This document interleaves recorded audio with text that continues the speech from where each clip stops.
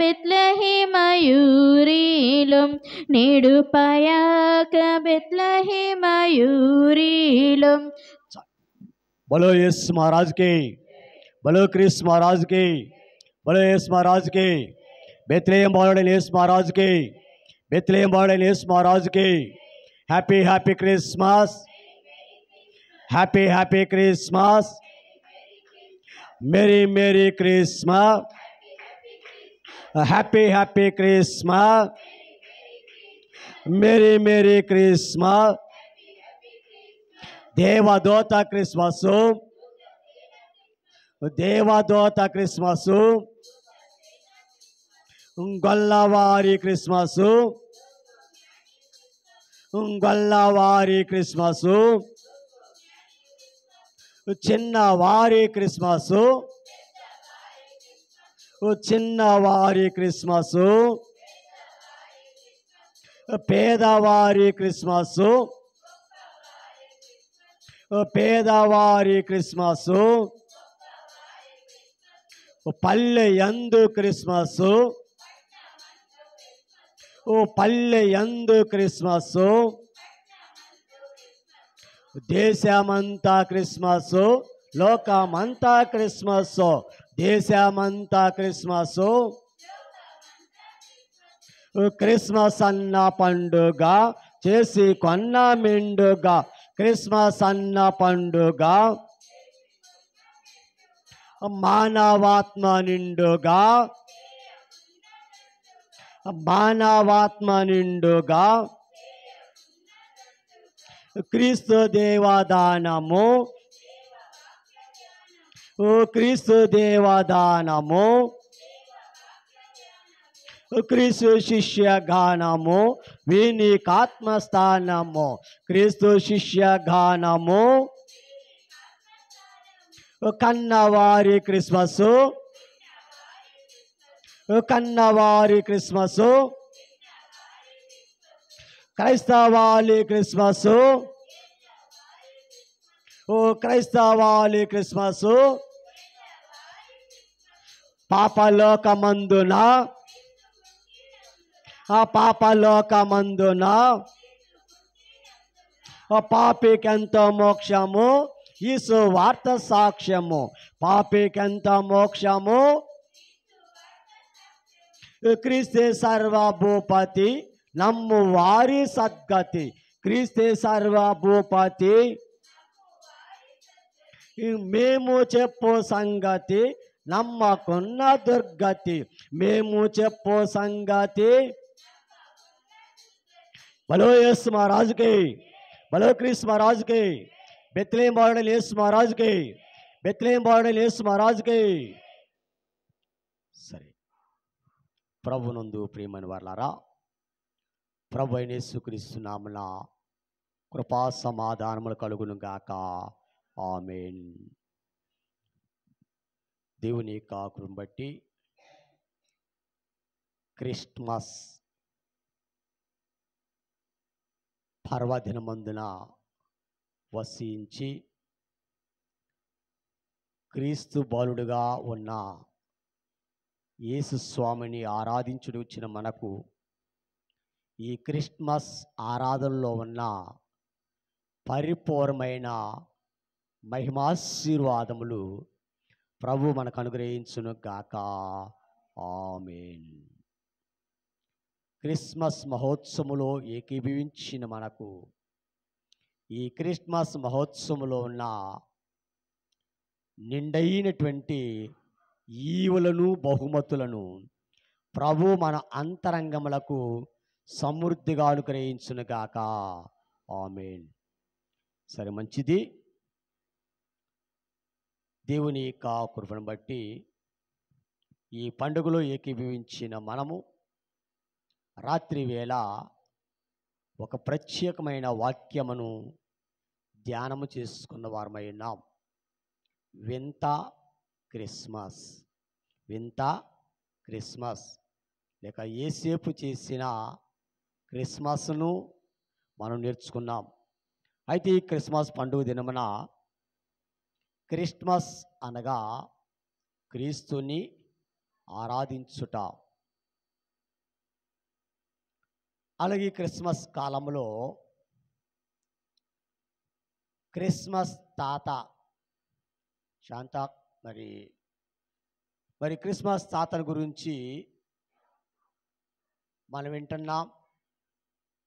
ప్రతి క్రిస్మస్ పండగకు మన ఇంటికి కూడా క్రిస్మస్ తాత రావాలని కోరుకునేవారు ఇంతకుముందు. అయితే అసలు ఈ క్రిస్మస్ తాత ఎవరు?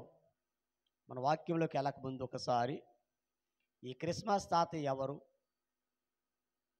ఎందుకు క్రిస్మస్ తాత గెటప్ వేసుకుని ఈరోజు మనం పండగ చేసుకుంటా ఉంటాం అని మనం చూస్తే, ఈయన అసలు పేరు నికోలాస్. ఈ క్రిస్మస్ తాత యొక్క అసలు పేరు నికోలాస్. ఇతడు క్రీస్తు శకము 280వ సంవత్సరంలో జన్మించాడు. ఈయన చిన్నతనంలోనే తల్లిదండ్రులైన వారిని కోల్పోయాడు. అయితే ఇతనికి పేదల మీద చాలా ఆశ ఉండేది. చిన్నప్పటి నుంచి కూడా పేదల మీద కటాక్షం చూపించటము, చేతనైనంత వరకు సహాయము చేయటము ఇతనికి అలవాటుగా ఉంది. ఇతడు 19వ ఏట అనగా 19వ సంవత్సరంలో ఇతడు ఫాదర్గా లేక పాస్టర్ గారిగా నియమించబడ్డాడు ఆ దేశంలో. అయితే ఇతడు నేర్చుకున్న సిద్ధాంతాలు ఏంటంటే, యేసు ప్రభువారు చెప్పిన మాటలు, నిన్ను వలె నీ పొరుగు వారిని ప్రేమించుమని. ఈ సిద్ధాంతాలను ఆయన కలిగి పాటిస్తూ ఉన్నాడు. యేసు ప్రభు యొక్క మార్గములో నడిపిస్తున్నారు. యేసు ప్రభు వారు కూడా భూలోకమునికి ఎందుకు వచ్చారంటే, పేదలకు సువార్త ప్రకటించుటకు. అలాగే ఈయన కూడా యేసు ప్రభు యొక్క సిద్ధాంతాలను కలిగిన వాడైనాడు. పగలంతా కూడా దేశ పర్యటనలు, పరిచర్య చేస్తూ రాత్రి వేళ ఇతడు దాన ధర్మములు, అనేకుల బహుమతులు ఇచ్చుట జరుగుతుంది. ఒక దినమున ఒక గ్రామంలో ఒక వ్యక్తికి 3 ఆడపిల్లలు ఉన్నారు. 3 ఆడపిల్లలకి వివాహము చేయవలసిన అవసరం వచ్చింది. కానీ అతడు సొమ్ము లేక ఆ కుమార్తెలకు వివాహములు చేయలేక చాలా కృంగిపోయి ఉన్నాడంట. ఆ సంగతి ఈ నికోలాస్ తెలుసుకున్నాడు. తెలుసుకుని ఒకరోజు ఏం చేశాడంటే, ఈయన క్రిస్మస్ తాత వేషంలో ఒక రాత్రి వేళ వారి ఇంటి దగ్గరికి వెళ్ళి, ఆ ఇంటి యొక్క కిటికీలో గుండా కొన్ని వజ్రాల మూటను ఆ ఇంట్లో జార విడిచి వెళ్ళిపోయాడు. ఆ ఇంట్లోకి క్రిస్మస్ తాత యొక్క వేషములు వెళ్ళి ఒక వజ్రాల మూటని ఆ ఇంటిలో జార విడిచి వెళ్ళాడంట. అప్పుడు వారు అనుకున్నారంట, క్రిస్మస్ తాత ఎవరు వచ్చారు, మాకు బహుమతులు ఇచ్చారని అనుకొని ఆ ఇంటి వారు ఆ వజ్రాలతో తన కుమార్తె యొక్క వివాహమును జరిగించుకున్నాడంట. ఇలాగున ఆయన దేశంలో అనేక వేల మందికి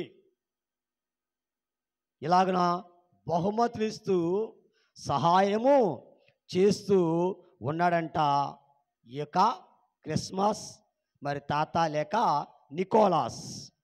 అయితే ఇతడు క్రీస్తు శకము 342వ శతాబ్దంలో లేక సంవత్సరంలో ఆయన మరణించాడు. ఆ మరణించినటువంటి ఆ సంవత్సరం ఆ దినాన్ని ఫెస్టివల్ డే అని ఆ దేశంలో గొప్ప పండుగ జరిగించుకుంటారంట. అందుకని ఈ రీతిగా ఆయన బహుమతులు ఇస్తూ అనేకులకు మేలు చేస్తూ ఉన్నాడు ఈ నికోలాస్. ఇలాగ ఆయన చనిపోయిన తర్వాత ఆ దేశంలో పండుగ చేసుకున్నారు. కానీ ఈ క్రిస్మస్ తాత ఇంకా బయటికి రాలా. ఓ రోజు 1920 సంవత్సరంలో కోకో కోలా కంపెనీ వారు, సంస్థ వారు తన యొక్క ఈ క్రిస్మస్ పాత్ర కలిగినటువంటి ఆ చిత్రాన్ని వారి వ్యాపార అభివృద్ధి కోసము బాటిల్ మీద, ఆ కోకో కోలా బాటిల్ మీద ఇచ్చి వాటిని ప్రచారం చేసుకున్నారు వారి వ్యాపారం కోసం. ఆనాటి నుంచి ఆ బొమ్మను చూసిన తర్వాత అందరూ కూడా క్రిస్మస్ తాత వేషములు వేస్తూ మరి ఆ నికోలాస్ని గుర్తు చేసుకుంటున్నారు. ఇది క్రిస్మస్ తాత యొక్క మరి చరిత్ర. ఇప్పుడు కూడా ఆయన ఎవరికి తెలియదు. ఆయన ఎవరో కూడా తెలియపోయినప్పటికీ ఈ రోజున ఆ క్రిస్మస్ తాతను గురించి ఈరోజు మనము తెలుసుకొచ్చున్నాం. మంచిది. ఈరోజు ఒక ప్రాముఖ్యమైన వాక్య భాగాన్ని ధ్యానం చేసుకుందాం. లూకాసు వార్త 2వ అధ్యాయము 1వ వచనం నుండి మనం చూసినట్లయితే, లూకాసు వార్త 2వ అధ్యాయము 1వ వచనం నుండి చూసినట్లయితే, ఆ దినములలో సర్వలోకములకు ప్రజాసంఖ్య వ్రాయవలనని కైసరు ఐగుప్తు వల్ల ఆజ్ఞాయను. ఇది కురేనియా సిరియా దేశమునకు అధిపతి అయి ఉన్నప్పుడు జరిగిన మొదటి ప్రజాసంఖ్య. అందరూ ఆ సంఖ్యలో వ్రాయబడుటకు తమ తమ పట్టణములకు వెళ్ళిరి.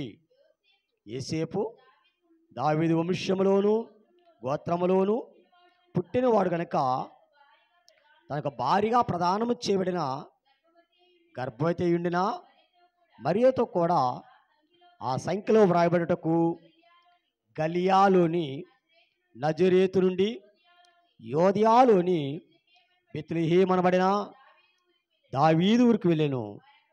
వారు అక్కడ ఉన్నప్పుడు ఆమె ప్రసవ దినముల నుండిను కనుక తన తొలుసూలు కుమారునికని పొత్తిగుడ్డలతో చుట్టి సత్రములో వారికి స్థలము లేనందున ఆయన పశువుల తొట్టులో పరుండబెట్టెను. ప్రభునందు ప్రియమైన వారారా, ఈ చరిత్రలో మనం చూస్తుంటే ఇక్కడ ఏమి కనపడుతుందంటే క్రిస్మస్ ప్రయాణము. ఏం కనపడుతుందండి? క్రిస్మస్ ప్రయాణం అనగా దేవదూత ద్వారా చెప్పబడి వారు ప్రజాసంఖ్య రాయబడుట, యోసేపు తన భార్యను తీసుకొని మరి యోదయా దేశానికి అనగా గలిలయ జిల్లా నుండి యోదయా జిల్లాకు ప్రయాణం వెళ్ళుట. అలాగనే ఇంకా ఆయా ప్రాంతాలలో ఉన్నవారు కూడా మరి బెత్లెహేముకు ప్రయాణం వెళ్ళుట. అది ఈరోజు మనం నేర్చుకుంటున్న పాఠం ఏంటంటే క్రిస్మస్ ప్రయాణము. క్రిస్మస్ ప్రయాణం. ఈ ప్రయాణం గురించి దేవదాసయ్య గారు అనగా ప్రయాణము అనే విషయం వచ్చింది కాబట్టి దేవదాసయ్య గారు ఒక సంగతి తెలియజేశారు. అది ఏమిటంటే ఒకరోజు ఒక ఇంగ్లీష్ బోధకుడు అట్లాంటిక్ సముద్రంలో గుండా స్టీమర్లో ప్రయాణం చేస్తున్నాడు. స్టీమర్లో గుండా ప్రయాణం చేస్తున్నాడు. ఆ ప్రయాణం చేస్తున్న ఆ కాలంలో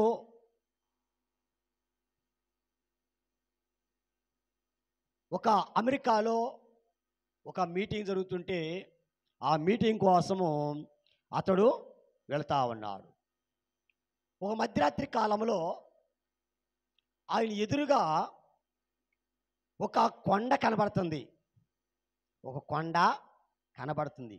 అది మంచు కొండ. ఏ కొండ? మంచు కొండ. మంచుతో కప్పబడినటువంటి ఆ కొండ కనబడుతుంది. ఆ కొండ మీద ఒక మనిషి నిలబడి ఉన్నాడు. వినండి, ఒక మనిషి నిలబడి ఉన్నాడు. ఆ మనిషి ఈ స్టీమర్లో ఉన్నటువంటి ఆ బోధకుని వైపే చూస్తూ ఉన్నాడు.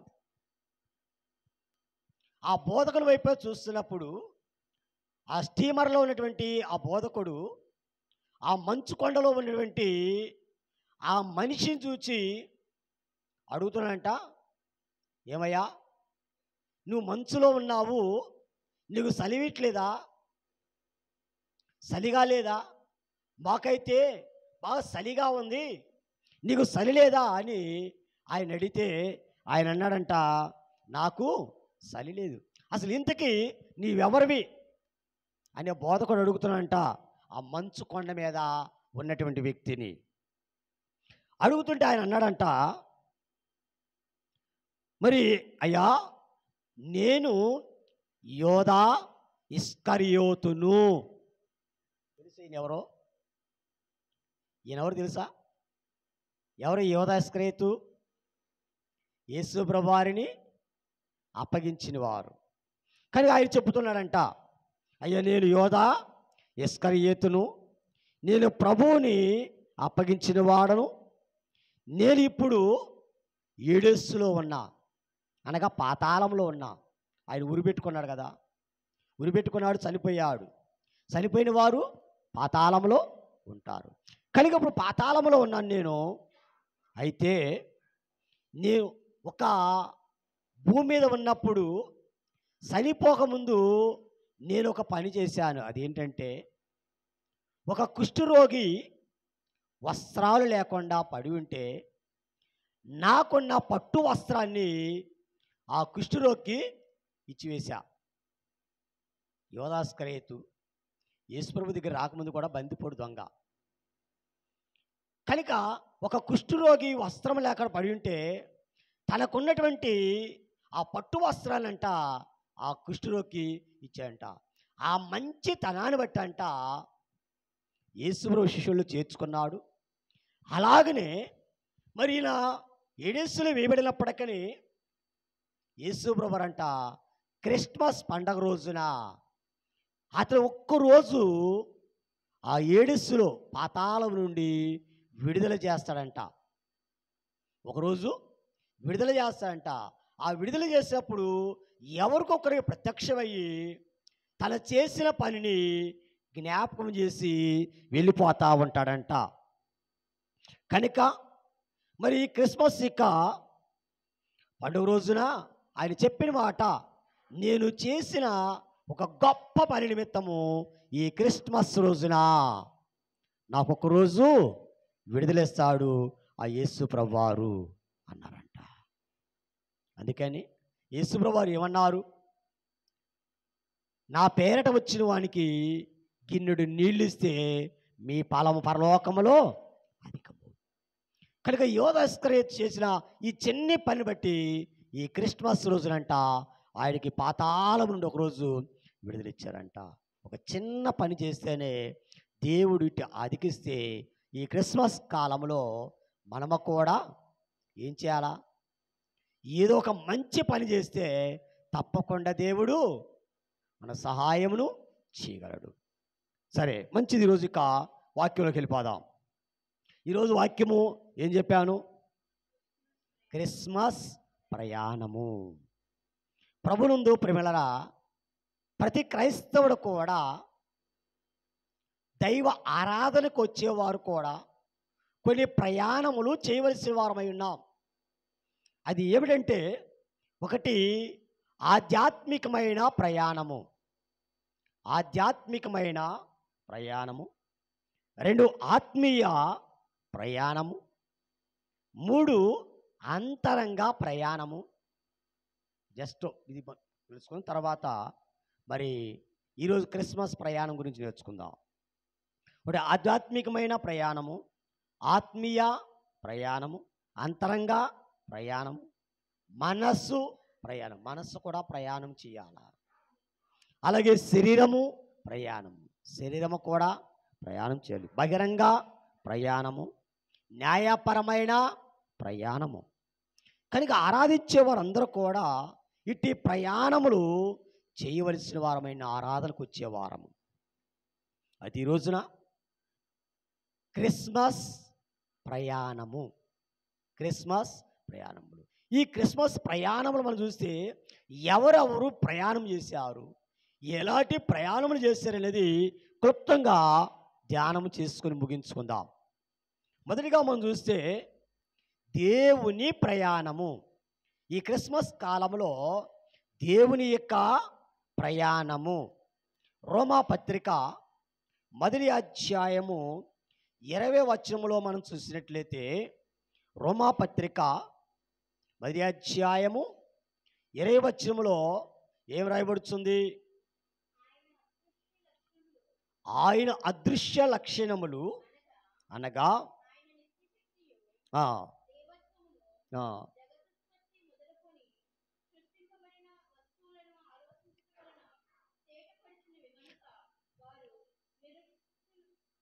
ప్రభునందు ప్రియమైన వారు ఇక్కడ చెబుతున్నారు, ఆయన అదృశ్య లక్షణములు కలిగిన వాడైనాడు. దేవుడు మరి అనేక లక్ష్యములు కలిగి ఉన్నారు. అందుకే దేవదాసయ్య గారు కూడా దేవుని గురించి రాస్తూ కొన్ని లక్షణాలు తెలియజేశారు. ఒకటి, దేవుని యొక్క దేవుడు దివ్య లక్షణము కలిగిన దేవుడు, దివ్య లక్షణములు కలిగిన దేవుడు. ఈ లక్షణాల్లో కొన్ని లక్షణాలు చెప్పారు. అదృశ్య లక్షణములు కలవాడు అని, అదృశ్య లక్షణము కలవాడు. అయితే ఇంకా కొన్ని ఒక కీర్తనలో తెలియజేశారు. ఏ లక్షణాలు? ఒకటి, సులక్షణ దారి, సులక్షణ దారి. 2, నిత్య సులక్షణ దారి. దేవుని యొక్క లక్షణాలు, దేవుని యొక్క లక్షణాలు. ఒకటి, సులక్షణ దారి అనగా మంచి లక్షణాలు కలిగినటువంటి దేవుడు. నిత్య సులక్షణ దారి, నిత్యము కూడా మంచి లక్షణాలు కలిగిన దేవుడు, ఒకరోజు కాదు. 3వది, సజీవ సులక్షణ దారి. ఇది అర్థమైన అర్థం కాకపోయినా దేవుని యొక్క ప్రయాణము ఎందుకు చేయవలసి వచ్చింది దేవుడు అనేది మనం చూస్తే, ఆయన దివ్య లక్ష్యం కలిగిన దేవుడు ఎందుకు ప్రయాణం చేశాడు, మరి ఎందుకు ప్రయాణం చేయవలసి వచ్చింది అని మనం చూస్తున్నాం. అందుకని ఈయన ఒకటి, సులక్షణ దారి, నిత్య సులక్షణ దారి. 3, సజీవ సులక్షణ దారి. అందుకని ఈయన ఆత్మస్వరూపి అయిన దేవుడు. ఎవరండి ఈయన? ఆత్మస్వరూపి అయిన దేవుడు ఈ రోజున మానవ స్వరూపము ధరించుకొని వచ్చుటయే దేవుని యొక్క ప్రయాణం. అనగా దేవుడు పరలోకమందు ఆత్మస్వరూపి. ఈ ఆత్మస్వరూపి దేవుడు ఈ రోజున మానవ స్వరూపము ధరించుకొని ఈ లోకమును రావటమే దేవుని యొక్క ప్రయాణం. అర్థమైందండి? ఇది ఎక్కడుంటాడు? అన్ని లోకములకు పైలోకమునున్న దేవుడు. అన్ని లోకములకు అవతలానున్నా, అన్ని లోకములకు అవతలానున్నా, ఉన్నతలోకాన సన్నుతులుగొన్నా దేవా, ఉన్నతలోకాన సన్నుతులుగొన్నా దేవా. కనుక ఈయన ఎక్కడున్నవాడు? అన్ని లోకములకు అవతలున్న దేవుడు. ఇప్పుడు ఎక్కడికి వచ్చాడు? ఈ లోకమునకు వచ్చినాడు. అనగా ఆత్మస్వరూపిగా ఉన్న దేవుడు మానవ స్వరూపం ధరించుకొచ్చుటయే దేవుని యొక్క ప్రయాణం. అందుకని దేవదూతలు ఏమని పాడారు? దేవలోకము నుండి ఉయ్యాలో దేవదూతలు వచ్చిరి ఉయ్యాలు. నా కోసము నరుడుగా, నా తండ్రి నా కోసము ఉయ్యాలు నరుడుగా వచ్చెను ఉయ్యాలు. ఎలాగొచ్చాడు ఆయన? నరుడిగా ఆయన ఈ లోకానికి వచ్చాడు. కనుక దేవలోకమును దేవుడు భూలోకం రావటమే దేవుని యొక్క ప్రయాణం. అంతేకాకుండా ఇంకా మనం చూస్తే మరి గత కాలంలో కూడా మనం నేర్చుకున్నాం.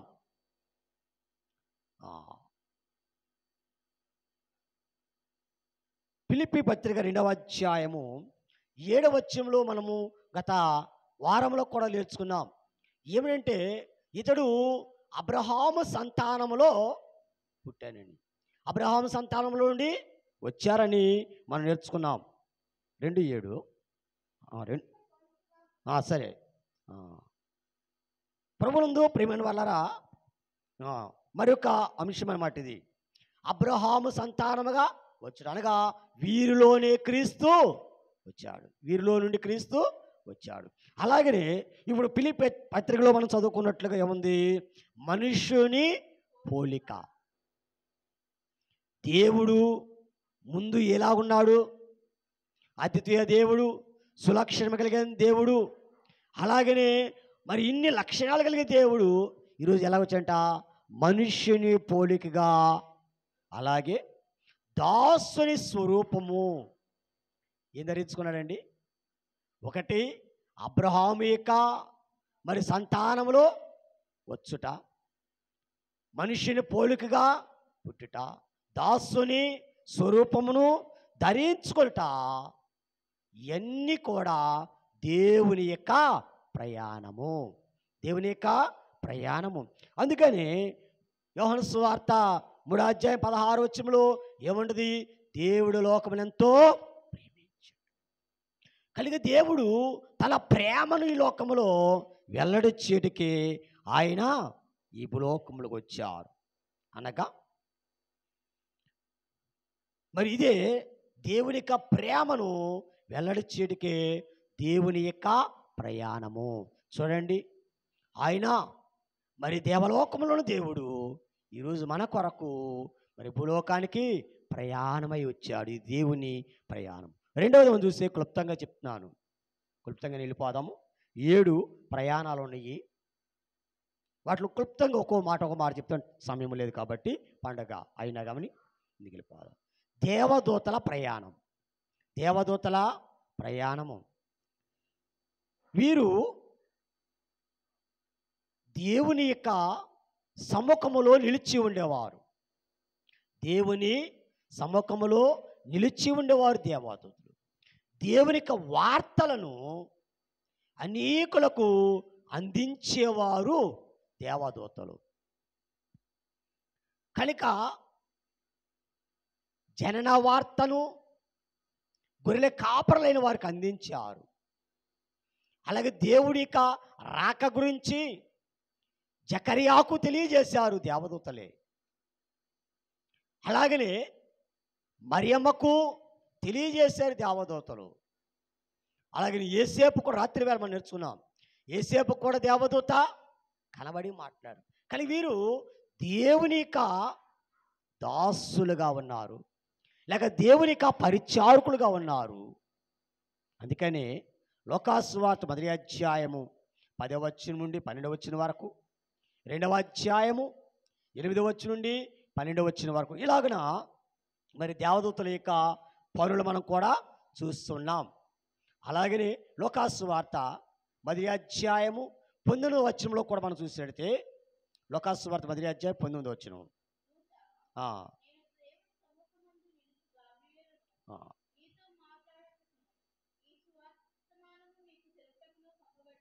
చాలు. కనుక ఈ దేవదూతలైన వారు సువర్తమానములను అందించడానికి పంపడిన వారు. అందుకనే మరి ఇక్కడ ఈ విషయం చెబుతూ దేవదాసయ్య గారు ఏలియా గురించి ఒక మాట చెప్పారు. అది ఏంటంటే ఏలి అంట నిత్య సన్నిధి సభ్యుడు అన్నారు. ఏలియా నిత్య సన్నిధి సభ్యుడు అనగా దూతలు కూడా ఎల్లప్పుడూ కూడా దేవుని సన్నిధిలో నిత్యము నివసించేవారు. దేవదూతలైన వారు. కనుక వారు ఈ రోజున మరి ఈ క్రిస్మస్ కాలంలో ఏం చేస్తున్నారు? ప్రయాణము. ఏం చేస్తారండి? ప్రయాణము. ఎక్కడికి?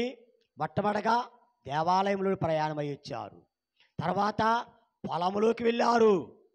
ఆ తర్వాత తొట్టి దగ్గరకు వచ్చారు. ఇలాగున మరి నక్షత్రము ద్వారా తూర్పు దిశ జ్ఞానానికి అందించారు. ఇలాగున వారు ప్రయాణము చేస్తున్నారు. అందుకని యాకోబు యొక్క దర్శనంలో కూడా మరి నిచ్చెన ఉన్నది, పైకి ఎక్కుతూ దిగుతూ ఉన్నారు. అనగా దేవదూతల ప్రయాణం. వీరి గురించి దైవజ్ఞులు చెప్పిన మాట ఏంటంటే, వీరు దేవునిని మహిమపరిచే పని కలిగిన వారు.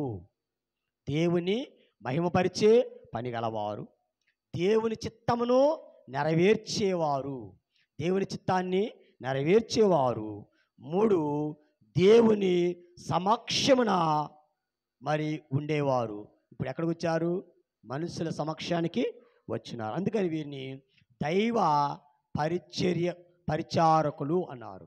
దైవ పరిచారకులు. అందుకని ఈ ప్రయాణం ఏమైందంటే దైవ పరిచర్య కొరకైన ప్రయాణం చేశారు. ఎవరు వారు? దేవదూతలు.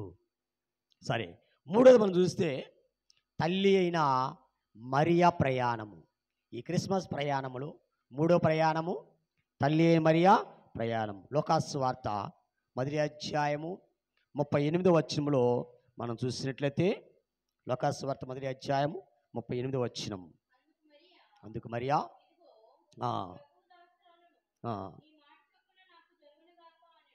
ప్రభునందు ప్రియమైన వాళ్ళారా, మరి ఈ మరియ కూడా ఎప్పుడైతే గర్భవతి అయ్యిందో ఇక్కడ నుండి మరి ఎలిజబెత్ దగ్గరికి ప్రయాణము, అక్కడ నుండి మరలా నజరేతుకి, నజరేతు నుండి మరలా బెత్లెహేముకి, బెత్లెహేము నుండి మరలా నజరేతుకి, నజరేతు నుండి ఐగుప్తుకి. ఇలాగున మరియ కూడా క్రిస్మస్ కాలంలో ఏం చేసింది? ప్రయాణం చేసింది. ఆ ప్రయాణం ఎలాంటిదంటే భక్తులు చెప్పారు. 1, శ్రమల ప్రయాణము. ఏం ప్రయాణం? మరియమ్మ ప్రయాణము శ్రమల ప్రయాణము. 2, నిందల ప్రయాణము, నిందల ప్రయాణము. 3, అవమానముల ప్రయాణము. 4, కష్టముల ప్రయాణం. ఆ ప్రయాణం అంతా ఎలాంటిదంటే శ్రమల ప్రయాణము, నిందలు, అవమానములు, కష్టములు. ఇటువంటి శ్రమలో అంతరంగా స్తుతి చేయొచ్చు ప్రయాణము చేయగలిగింది. శ్రమ ఉన్నప్పుడు స్తుతి చేసినప్పుడు శ్రమ ఏమైపోద్దంట? తీరిపోయిద్దంట. స్తుతి చేయరండి రండి అనే కీర్తనలో స్తుతి చేయడం ద్వారా శ్రమలంట ముక్కలైపోతాయంట. ఈ ప్రయాణంలో ఇన్ని శ్రమలు ఉన్నప్పటికీ ఆమె ఏం చేసిందంట? స్తుతి చేసింది. 1వ అధ్యాయం లోకాసు వార్త 48వ వచనంలో చూస్తే మరి ఆమె ఏమంటుంది? నా ఆత్మ, కనుక నా ఆత్మ నా రక్షకుడైన దేవునిందు ఆనందించుతున్నానని స్తుతిస్తుంది. ఆ స్తుతి వల్ల వీటన్ని జయిస్తూ ప్రయాణము చేయగలిగింది. అందుకని ఈమె గురించి కూడా కొన్ని విషయాలు చెప్పాలంటే, విధేయత కనబరిచింది మీ ప్రయాణంలో. 2, ప్రభు మనస్సును ధరించుకుంది మరియమ్మ. విధేయత కనబరిచింది, ప్రభు మనస్సును ధరించుకుంది, ప్రభు రూపమును సంపాదించుకుంది, ప్రభు రూపాన్ని సంపాదించుకుంది. అందుకనే ఈమె ప్రయాణం అని చూసినట్టే దాసుల అనుభవం కలిగిన ప్రయాణము. ఈ మరియమ్మ ప్రయాణము దాసుల అనుభవం కలిగిన ప్రయాణము ఈ మరియమ్మ చేసింది. మరి 4వది మనం చూస్తే యేసేపు ప్రయాణము. యేసేపు ప్రయాణము. ఈయన ప్రయాణము గురించి రాత్రి చెప్పుకున్నాము. యేసేపు గారి గురించి రాత్రి చెప్పుకున్నాం కాబట్టి ఎక్కువ చెప్పట్లేదు.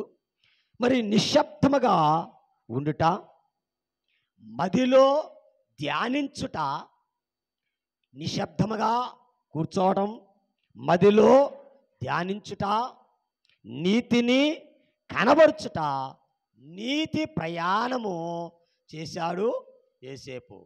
ఏ ప్రయాణం అండి? నీతి ప్రయాణము చేశాడు యోసేపు. ప్రభునందు ప్రియమైన వాళ్ళారా, అందుకని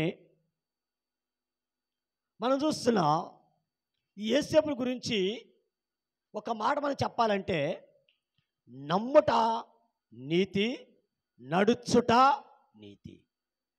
నమ్ముట నీతి, నడుచుట నీతి. అందుకని ఇతడు నీతిమంతుడు కాబట్టి ఆ నీతి మార్గం నడిచాడు. హానోకు దేవునితో నడిచాడు. అలాగనే యోసేపు కూడా నీతిమంతుడయ్యండి దేవునితో నడిచాడు కాబట్టి ఈ క్రిస్మస్ కార్యమును జరిగించగలిగారు.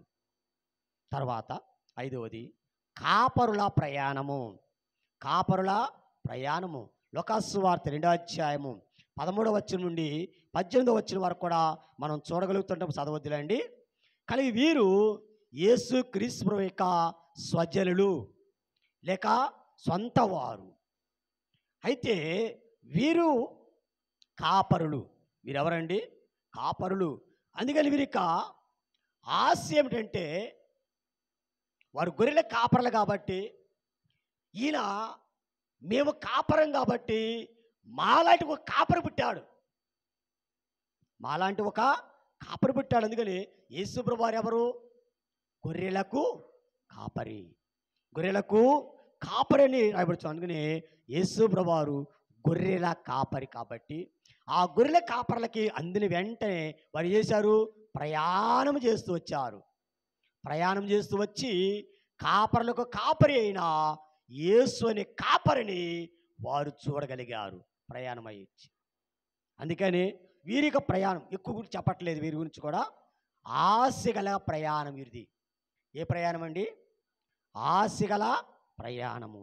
ఇది కానీ దేవుని గొర్రె పిల్లను చూడాలని ఆశ వారు పరుగును వచ్చారంట. వారి ప్రయాణం కాపరుల ప్రయాణము. అలాగని 6వది మనం చూస్తే జ్ఞానుల ప్రయాణము. జ్ఞానుల ప్రయాణము వీరి గురించి మనకు బాగా తెలుసు. తూర్పు దేశంలో నక్షత్రాన్ని చూచారు. ఆ నక్షత్రాన్ని చూసి తిన్నగా మరి ఏరో దగ్గరికి వచ్చారు. ఏరే దగ్గర నుంచి తొట్టిలోకి యేసు ప్రభువు ఉన్న ఇంటికి వచ్చారు. తొట్టి దగ్గరికి రాలేదండి. యేసు ప్రభువు ఉన్న ఇంటికి వచ్చారు. అలాగే ఇక వీరి గురించి మనం చెప్పాలంటే, ఒకటి సమర్పణ కలిగిన ప్రయాణం చేశారు. సమర్పణ కలిగిన ప్రయాణం చేశాడు. అలాగే 2 సంవత్సరములు నిరాశ పడక ప్రయాణం చేశారంట. ఏమండి? యేసు ప్రభువు పుట్టినాక 2 సంవత్సరాలకు వచ్చారు వారు. యేసు ప్రభు పుట్టినప్పుడు ఆ నక్షత్రం వారికి కనబడింది. ఆ నక్షత్రం వారికి కనబడింది. కానీ నక్షత్రం కనబడిన తర్వాత వారు నడుచుకుంటూ వచ్చేసరికి 2 సంవత్సరాలు పట్టింది. ఈ 2 సంవత్సరాలు కూడా వారు నిరాశ పడకుండా, ఆగిపోకుండా మరి వచ్చారు. ఇది వారి యొక్క ప్రయాణం. 3వది మనం చూస్తే వీరిలోది నిరీక్షణ ప్రయాణం. ఏం ప్రయాణం అండి? అందుకనే జ్ఞానుల యొక్క ప్రయాణానికి కూడా నిరీక్షణ ప్రయాణము. ఈ క్రిస్మస్ కాలంలో మనం కూడా సమర్పణ కలిగి ఉండాలి. అలాగే నిరాశ పడకుండా ఉండాలి. దేవుని కొరకు నిరీక్షణ కలిగి ఉండాలి. ఇది మరి జ్ఞానుల ప్రయాణం. చివరకు చూస్తే మన ప్రయాణం. ఈ క్రిస్మస్ కాలంలో మన ప్రయాణం ఎలాంటిదై ఉండాలి? దేవుడు మానవుల ఎత్తుకు వచ్చుట, మానవుడు దేవుని ఎత్తుకు వచ్చుట. ఇదే క్రిస్మస్ పండుగ. నేడు దేవుడు నిన్ను చూడవచ్చాడు మేలుకో నరుడా. కానీ దేవుడు మానవుల దగ్గర వచ్చారు. మానవుడు ఎక్కడికి వెళ్ళాలి? దేవుని దగ్గరికి రావటం. ఇదే క్రిస్మస్ పండుగ. అందుకని ఈరోజు మనము కూడా ఆయన దగ్గరికి వెళ్ళాలంటే ఎలాగ వెళ్ళాలి? మన ప్రయాణము ఎటువంటిదై ఉండాలంటే కొన్ని మాటలు చెప్పి ముగించిపోవచ్చాం. ఒకటి ప్రబోధము. 2 ప్రయాణము. చెబుతావు అయ్యంటే ఏమిటో చెప్పి ముగించేస్తా. 1 ప్రబోధము, 2 ప్రయాణము, 3 ప్రణామము. ప్రణామం అంటే తర్వాత చెప్తా. 4 ప్రమాణం. మరొకసారి చెప్తా. ప్రబోధము అంటే సువార్త ప్రకటన. సువార్త ప్రకటన, ప్రబోధం, బోధించుట. అలాగే ప్రయాణం, బోధ విన్న తర్వాత విశ్వాసంతో ప్రయాణం. బోధ విన్నాక విశ్వాసంతో ప్రయాణం. ప్రణామము అంటే నమస్కారం, దండం. కనుక ప్రణామనగా నమస్కారం చేయటం.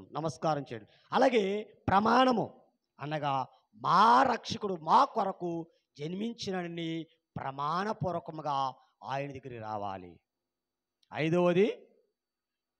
ఐదవది ప్రమోదము. ప్రమోదం అంటే సంతోషం. ఆరవది ప్రశస్తము. ప్రశస్తమనగా విలువైనది. ప్రశస్తం అంటే విలువైనది. ఏడవది ప్రకాశము. దేవునికి మహిమ తెచ్చేవారుగా ఉండాలి. మన ప్రయాణము ఎలా ఉండేది? ఇప్పుడు 7 మాటలు కాకుండా ప్రక్కన చెప్పాను. ఎలా ఉండాలి? మనము దేవుని గురించి ప్రకటించేవారుగా ఉండాలి. అలాగున మరి ప్రకటిస్తూ ప్రయాణం చేస్తూ దేవుని దగ్గర చేరాలి. అలాగే ఆయనకి నమస్కారం చేయాలి. ఈయన మా రక్షకుడు అని విశ్వాసముతో ఆయన దగ్గర సాగిలపడాలి, సంతోషించాలి. విలువైనది ఆయనకి అర్పించాలి. దేవునికి మహిమ తేవాలి.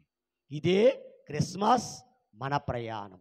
కానీ ఈరోజు నా ప్రభువునురా, ఈ క్రిస్మస్ పండుగలు ఏకీభవించిన మనము కూడా మన ప్రయాణం ఎలాగుంది? ఈ రీతిగా ఉన్నదా లేదా అని పరీక్షించుకొని మరి ఇక క్రిస్మస్ మరి పర్వదినం ముందున మన ప్రయాణము కూడా ఇలా కొనసాగిస్తూ క్రిస్మస్ బాల్ దగ్గరికి వచ్చిన మనము ఈ రీతిగా రేపు మేఘం వరకు కూడా ప్రయాణము చేయగల భాగ్యదనిత ప్రభు మనందరికి అనుగ్రహించును గాక. ఆమేన్. పరిశుద్ధుడైన దేవానికి స్తోత్రములైన ఇచ్చిన కొద్ది మాటలు దీవించండి, ఆశీర్వదించండి. ఈ క్రిస్మస్ ప్రయాణములో ప్రభా, ఇదిగో నాత నీ ప్రయాణం ఎలాగుందో, దేవదూతల ప్రయాణము, యేసేపు ప్రయాణము, మరియమ్మ ప్రయాణము, గొల్లల కాపర్ల ప్రయాణము, జ్ఞానుల ప్రయాణము, అలాగే ఈరోజు మా ప్రయాణం ఎలాంటిదో ఈ క్రిస్మస్ పర్వదినం ముందు నేర్చుకున్నాం నాయన. కనుక మేమందరము కూడా నీ వద్దకు వచ్చి అయ్యా నిన్ను చూచి నిన్ను ఆరాధించగల భాగ్యమును మందరికి అనుగ్రహించి మహిమను పొందమని ఈ వాక్యం మా హృదయములో నూరంతలుగా ఫలింపచేయమని యేసు నామమున వేడుకొంచున్నాం తండ్రి. ఆమేన్. అందరికీ మరణాత.